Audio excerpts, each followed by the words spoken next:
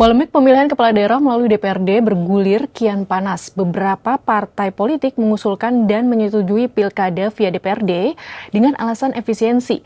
Di sisi lain banyak yang menyebut bahwa hal ini menjadi kemunduran demokrasi. Nah, berdasarkan hasil survei Lingkaran Survei Indonesia atau LSI Deni JA yang dirilis Rabu 7 Januari 2026, sebanyak 66,1% responden menyatakan kurang setuju atau tidak setuju sama sekali terhadap gagasan pemilihan kepala daerah melalui DPRD. Hanya 28,6% responden menyatakan sangat setuju atau cukup setuju, sedangkan 5,3% responden tidak menjawab. Dari data ini, apa alasan dibalik tingginya penolakan pilkada melalui DPRD?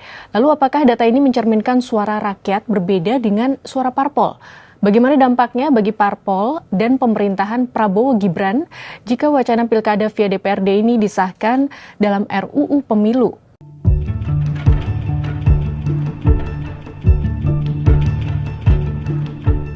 Peneliti LSI Deni JA Ardian Sopa menyebut publik tidak setuju pilkada via DPRD karena pilkada langsung telah menjadi memori kolektif masyarakat Indonesia selama sekitar 20 tahun terakhir sejak pertama kali digelar pada 2005. Selama periode tersebut masyarakat terbiasa memilih kepala daerah secara langsung.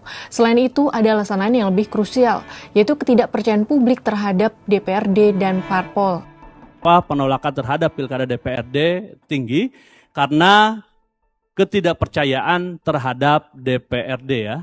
Jadi ini juga bukan hanya asumsi, tetapi berbagai survei dan riset menunjukkan bahwa pertama misalnya DPRD maupun DPR selalu masuk ke kelompok institusi yang rendah trust publiknya. Ini rendahnya trust terhadap partai politik.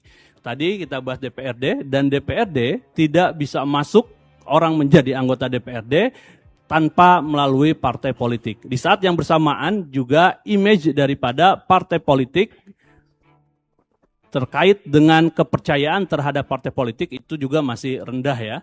Pilkada langsung dianggap hak bukan proses elit. Ini juga rakyat merasa punya sense of control terhadap kepala daerah jika pilkada langsung.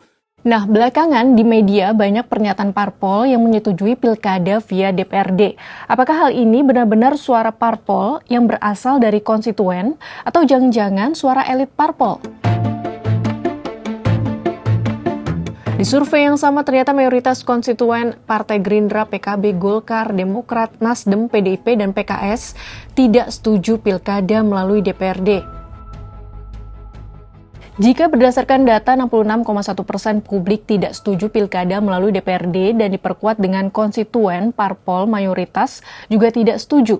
Lalu apa dampaknya bagi parpol jika mereka tetap ngotot?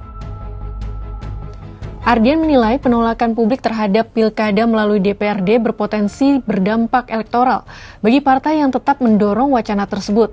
Ia menyebutkan dengan tingkat penolakan publik yang sangat tinggi, partai-partai yang mendorong pilkada melalui DPRD berisiko menerima hukuman politik pada pemilu 2029.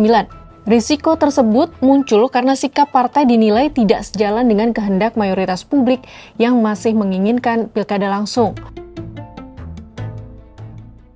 Di sisi lain, Ardian juga mengingatkan pentingnya pemerintah mendengar suara publik dalam isu ini. Menurut dia, pemerintah yang dinilai mengabaikan aspirasi rakyat berisiko kehilangan legitimasi di mata publik. Ardian pun menegaskan jika pemerintah yang tidak mendengarkan suara rakyat akan dipersepsikan tidak layak ditaati. Jika persepsi ini menyebar luas, kepuasan publik terhadap pemerintahan Prabowo Subianto Gibran Raka Buming Raka juga bisa menurun. Dengan data 66,1% publik tidak setuju pilkada melalui DPRD ini, akankah parpol dan pemerintah mendengar suara publik ini?